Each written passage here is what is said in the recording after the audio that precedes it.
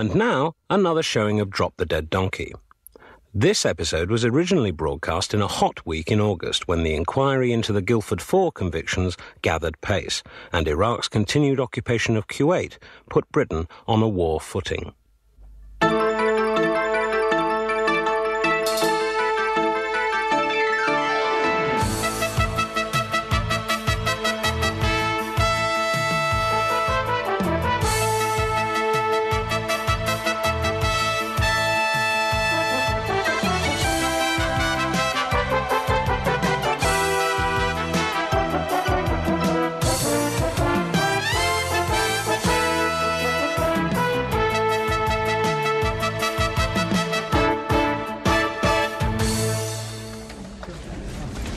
We seem to be running out of angles on how to cover this bloody Gulf crisis. Well, how about if we did a piece focusing on the psychology of Saddam Hussein? Well, you know the kind of piece. We get a psychiatrist to discuss his megalomania, his psychotic tendencies, his tiny penis. You don't know if Hussein's got a tiny penis. I'm sorry, George, but any man who erects 80 feet high posters of himself on every street corner has definitely got a tiny penis. If you ask me, all these oil rigs in Kuwait are just one big willy substance. Well, that's the answer to the crisis then, really, isn't it? We just get Claire Rayner to give Saddam a ring and reassure him that size doesn't matter. Look, can we please get off the subject of tiny penises? Now, the aspect of Saddam's character that I find... The man's totally mad. You'll never believe what he's done now. What? He's played on, slashing outside the off stump. Bloody David Gower. Keeping abreast as usual, eh, Henry? What's the latest military situation in Kuwait? Well, according to Peter Snow on Newsnight, the whole of the Gulf region is completely overrun with dinky toys. Can we be serious, please? We should cover the fact that our troops could be attacked by Iraqi chemical weapons. Yes. It'd be horrendous, wouldn't it, if British soldiers came back scarred by poison gas? Yeah, where would Thatcher hide them during the victory parade? Let's not get cynical, David. Any general comments on our war coverage so far? Yes, it is very lacklustre. I should be out there. If it was me, I'd be on the front line covering the fighting. You'd be on the front line starting the fighting. Right, any more offers? What about the situation in Nagorno-Karabakh? Oh, come on, we've milked that one to death. You only don't like it because you can't pronounce it. Dear girl, which one of the two of us is the newsreader they use in schools as a guide to English pronunciation? My diction is unimpeachable. Yes. How many letters of complaint did we receive when you got the Turkish Kurds back to front? Yes, well, perhaps if we could move on. George, my piece on Nazi football fans. It's very important now that English clubs are allowed back into Europe. And what exactly is sensationalist about it? Well, usually victims of violence are only interviewed after the attack, not before and during as well. Now, I'm not here, as you know. Right after Sir Royston's friendly takeover, I made it crystal clear that decision-making was a ground level rather than an executive input. Nevertheless, as the man in the street who's not in the room, I have to say, I liked it. I must say, there's some really great camera work right in there amongst the hooligans. That was Jerry, wasn't it? Yep. How is he now, Damien? Oh, he's much better. He's off the drip. I really feel that item... Yes, well, of course, I'm not saying I'm not putting it out.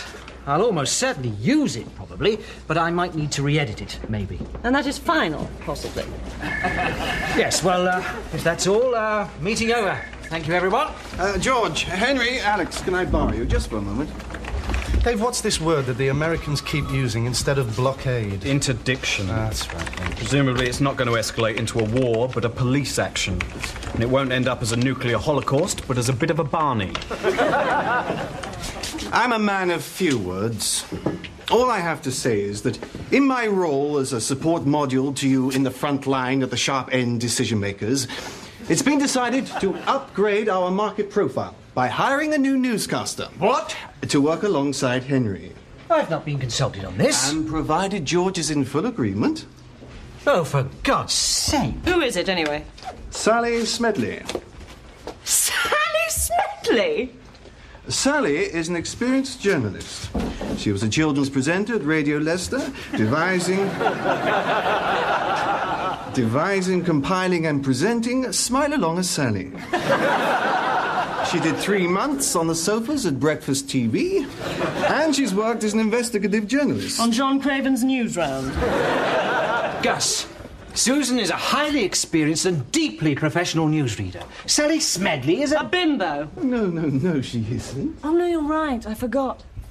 She was expelled from the National Union of Bimbos for being too dim. I think you've only gone for her because she's attractive. Is she? It certainly is.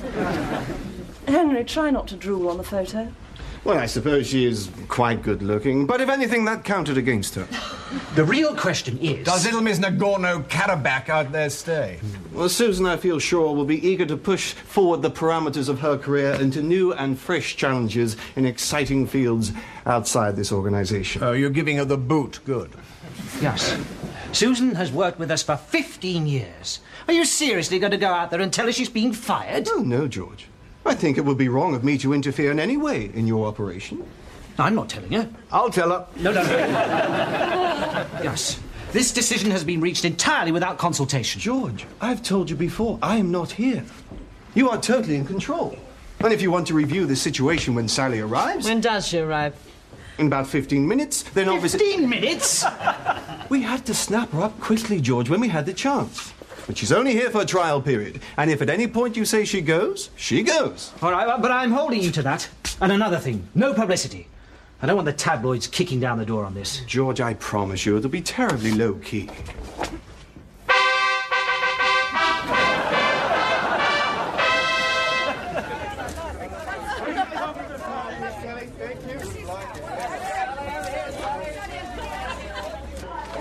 Very low-key. I'm surprised Gus didn't hire the Red Arrows. Oh, they're fully booked, apparently. Well, I suppose we mustn't prejudge her. Maybe she'll turn out to be really nice. Maybe she'll fit in well with the team. Maybe she's Mother Teresa of Calcutta in disguise. But I don't think so. What's that? Nothing. What are you running a book on now? It's Henry's first words to Sally. It's 7 to 1, you're an attractive woman. 10 to 1, if I said you had a beautiful body, would you hold it against me? And 1,000 to 1, fancy a shag. Where is Henry, anyway? Having a drink in his dressing room. Oh, well, in that case, fancy a shag's down to 10 to 1. Dave, you're wasting off his time, you know. Absolutely. I'll have a fiver on you're a very attractive woman. You know, I have always said it. If you're nice to them, they'll be nice to you. Oh, you're so right, Gus. And I was saying as much to Princess Di only the other day. Isn't she delightful? Yes, isn't she? I met her at a charity fashion show, Frocks for Famine. I auctioned my hat for Eritrea. Sally Smedley, George Dent. George? The man who makes the decisions. Dave Charnley. Dave? Damien Day. And Alex Pates. Oh, hello, Alex. Wouldn't be a darling give me a cup of coffee, would you? You're right, I wouldn't. I'm the assistant editor, not the coffee fetcher. Oh, I'm sorry. Fancy mistaking me for an underling. Can't imagine why I did that. Anyway, who's next? Henry Davenport. Sally Smedley. Pleased to meet you. What's a nice girl like you doing in a place like this? Starting a new phase in my career, I hope. I'm an experienced journalist. I'll follow up that bomb in Nagorno-Karabakh. Ah, the Russian place. What did I tell you? The next Peter Sissons.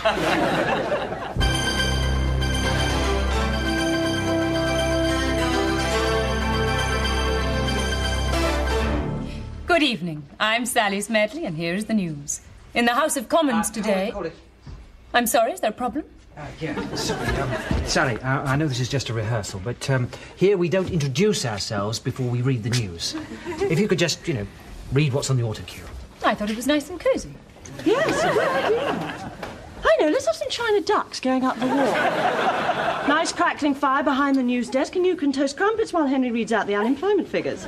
Look, is this damn silly rehearsal over? No, it is not. We just tried to give Sally a sense of our style. George, purely by way of information, Sally's idea for an intro is exactly the sort of informal approach Sir Royston likes. Yes, well, he's going to have to start watching someone else's news because it's certainly not happening here. I like that. You've the guts to take personal responsibility for a decision. In history, I've always admired people like that. People with that sort of courage. Charles I, Joan of Arc, Mary, Queen of Scots. They were all executed. Well, technically, yes. But they won the moral argument. Excuse me. In the football hooliganism item, the word after chainsaws, shouldn't it read machetes rather than machetes? Yes, it does, yes. No, there's no accent over the E. That's because there isn't an accent on the typewriter for the autocue. One at John Craven's Newsround has one. Also, embedded. Doesn't that have 2 Ds? She can spell. Yes. Because otherwise I could read it out embedded in his skull. Wouldn't be very good, would it? Sound very silly. Yeah, Sally. Thank you very much. George, big problem. That football club are claiming that Damien got those supporters drunk deliberately. Oh, God. Look, that's all for now, everybody. Thank you, Sally. Right, well, if anyone wants me, I'm at Hatchard's launching my book. Your book? Yes. It's all about how the successful woman today can keep fit but stay feminine. I'll bring you back a copy, Alex. Thanks. Alex, we've got a leak on the Guildford 4 inquiry. The Somerset and Avon police say there's a prima facie case against 4 officers. We won't get convicted, though. Why not? You can't trust police evidence, can you? I think it's a sad reflection on the intellectual capacity of our police force that they can't frame 4 innocent people without making it completely bloody obvious. Yeah, there is a whisper going round that they're very close to arresting an IRA cell. All right. Have you got names? Oh, no, they haven't decided who yet.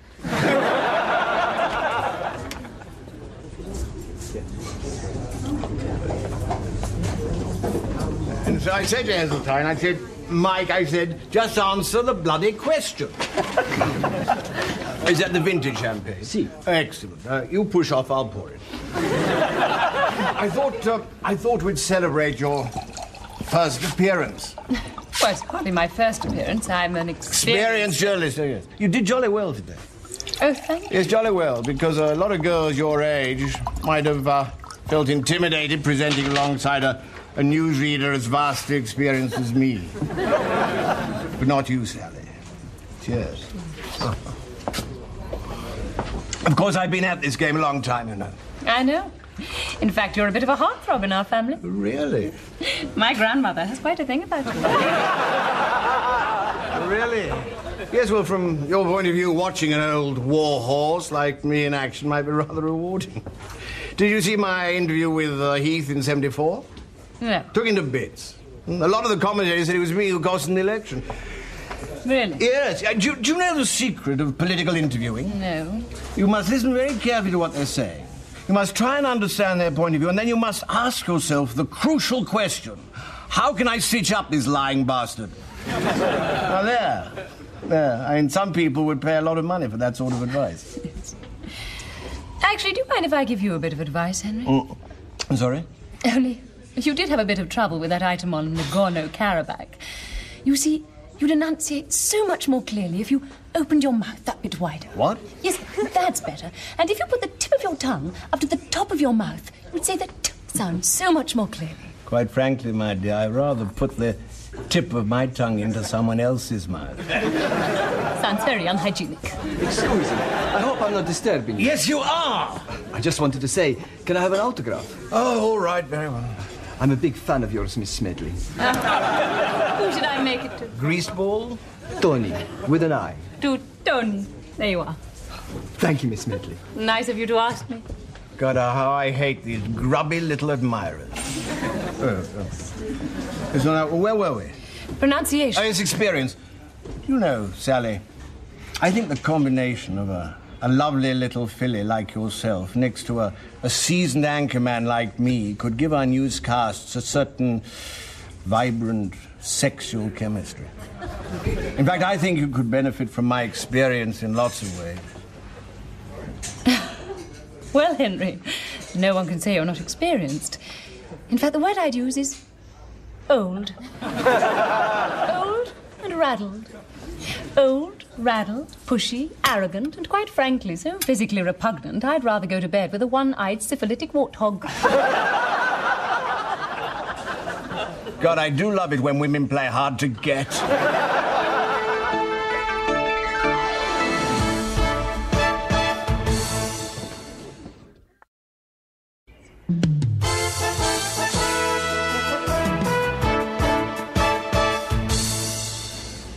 Can you believe this? We're talking about putting up poll tax to make up for the selfish gits who haven't paid any yet. You haven't paid your poll tax. Oh, yeah, that's different. I'm not paying on principle, because I feel it's a pernicious, undemocratic tax that penalises the disadvantaged in our society. And even more importantly... You're skint. Correct. Have you seen the tabloids? They're still leading on Princess Di wears bikini shock horror. Henry's fracas in an Italian restaurant. They've all got it, look. What? Newsroom Romeo's restaurant row. Headline Henry's hanky-panky havoc. And when the Sun's got fork off. Why? That's what Sally stuck in his hand, apparently. There's a photo of Henry looking completely smashed. When was this taken? Any night in the last 30 years. Yes, can I help you? Nice meal? Do you know I offered to take that woman to bed and she turned me down? Incredible, isn't it? You wouldn't take her for a lesbian, would you? Poor girl, probably a hormone deficiency or something. Just because a woman refuses sex with you, it doesn't automatically mean there's something wrong with her hormones. It does in my book. What book's that? Sexual harassment for beginners? Oh, look at this. They've got it all wrong. I didn't call that waiter a dirty dago. I called him a filthy wop. I pride myself on accurate bigotry. Henry! Ah, Damien, I want a word with you. Yeah, in now. a sec, George. Well? Do you sleep with her then? No! Right, that's a tenner you owe me. Yeah, wait a minute. I've got to get 20 off Henry first. Damien, I said now. Yeah, as soon as I get a coffee. Well, I see we've made the headlines this morning. Yes, it's a terrible mess. Eh? Oh, yes, terrible. Very, very sad. Are we in any of the other papers? We're in all of them. Oh, dear. Good morning, everyone. Lots more news in Iraq, I see. Well spotted. I think we should just drop some nuclear weapons on them. I mean, we've got the H-bomb, they haven't. Thank you, Perez de Cuellar. Damien, in here, now. Listen, George, I did not buy those thugs as much as a half a lager. I got accounts to send up your expenses. Did you? Yes. They include a receipt for 172 cans of Kestrel, 3 flagons of cider, and 8 bottles of whiskey. Yeah, well, it was during that hot spell that we had. Oh, look, all right, George, it loosened their tongues. Loosen their fists if Jerry's anything to go by. 172 cans of Kestrel? How many of them were there? 8 or 9. Now, look, Damien. George, these people are Nazis. Now, any tactic is valid if it exposes them for what they are. That is my job. Your job is to report the news. It's just like that time during the World Cup when you got all those football fans drunk so they'd abuse Colin Moynihan. George, you do not need to get people drunk to make them abuse Colin Moynihan. Oh, my God! Oh, God, what's happening now? Sally has just discovered that Henry's fed all her copies of Slim Along Sally through the paper shredder. You wait, George. From now on, it's going to be World War III out there. Oh, I'm sure it'll all blow over. Just give them a couple of days. They'll be feeling much more relaxed. On a day when the crisis intensified in the Gulf and Iraq... There you are, you see. They're looking much more relaxed. ...border with Iran, that is the news. We'll be back at 6. Well, tight ass, you were total crap, as always. And so you brain-dead geriatric dinosaur. That car's got to go! She is useless. Yesterday we were discussing the cabinet and I asked her what she thought of Portillo. She said she'd been there on her holidays, but she preferred Amalfi. She's a monster. I mean, she's been here 3 days and already she's called Martin in Sound a tone-deaf retard, and she wants Gillian in makeup fired because she says she's too ugly. Yes, look, I do understand a lot of your complaints. However, Gus has just given me a set of overnight figures which would seem to suggest she's increasing our ratings considerably. Oh, right, which is obviously the prime consideration. I know, let's get Mel Gibson to read the news in a black leather jockstrap while Patsy Kensit simulates sex with our new weatherman, Arnold Schwarzenegger. Look, George, it's no use trying to pretend this isn't happening. Now, Gus said she was here for a trial period and the final decision was yours. It's time you made it. George, Alex is absolutely right.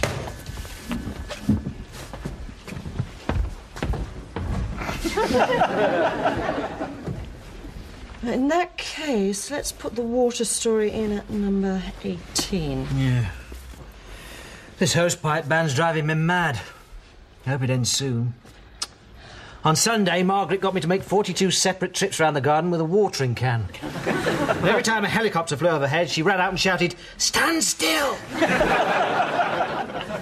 there anything else? Yeah. Another rise in the number of suicides in prison. Well, that's one way to reduce overcrowding, I suppose. Number 32. George! Skipper! You wanted a word? Oh, yes, Gus. Look, he wanted to tell you that Yes, he's made the okay. decision... I'll handle this. Thank you, Alex. Yes, I wanted to tell you, Gus, that I've made the decision over Sally. I feel she's wrong, she's unpopular, and I feel she should go. Fine, George. Well, you're the editor. Yes, well, that's right, I am. I mean, she's difficult and very rude. Everyone hates her. She's totally despised by the staff. She's deeply unpopular with the... Now the big statement from President Bush from inside a bunker. A bunker? Yeah, just off the 13th green. When the going gets tough, the tough go golfing. Hey, great news about the bonus. Thanks. Another cup of coffee, Sally. No, don't worry, I'll... What bonus? Well, didn't I tell you? Everyone's getting quite a substantial bonus. What for? For the ratings going up. I've memoed all the staff saying with Sally's arrival putting up the viewing figures, I felt everyone should benefit. It's nice to see so many happy faces, isn't it? Now, you were saying about firing her. Yes. Your decision, as I say. Still, I know you're a man who can face unpopularity. Oh, look. Someone's bought her some flowers. He has made his decision. How about extending her trial period? For how long? About 3 years? Certainly not. Okay, George. But when she goes, bang go the ratings and bang go the bonuses. But don't worry, I'm sure the staff won't hold you personally responsible. Look, George has told you, Gus, Yes, that he... Gus, that's right. I'm not taking Sally on for 3 years. 2 years. All right, fair enough. You're a great decision-maker, George. Oh, George. 2 years of hell. George, I just had a shopkeeper on the line. He says last week Damien wrote him a personal cheque and it bounced. Probably for another 15 barrels of whiskey. Nope. He says it was for 30 copies of Mein Kampf, 5 Nazi helmets, and he says the swastika armbands came back damaged. Sakes. Next thing we know, we'll have the Nazis in here complaining. George! Oh, look, here comes one now. George, I've been talking to my agent and he agrees that it is patently absurd I don't have my own personal hairdresser. Yes, well, I'll consider it very carefully. I certainly hope so. George, I hear Sally's staying. Yeah, well, she's not exactly staying. I've only agreed to extending her trial period. Yes, I had to dig my heels in quite hard on that one. Yeah. So, just how long is her trial period, then? 2 years. 2 years. Damien, 2 years. You've done it again, you jammy git! George, I had you down for 5.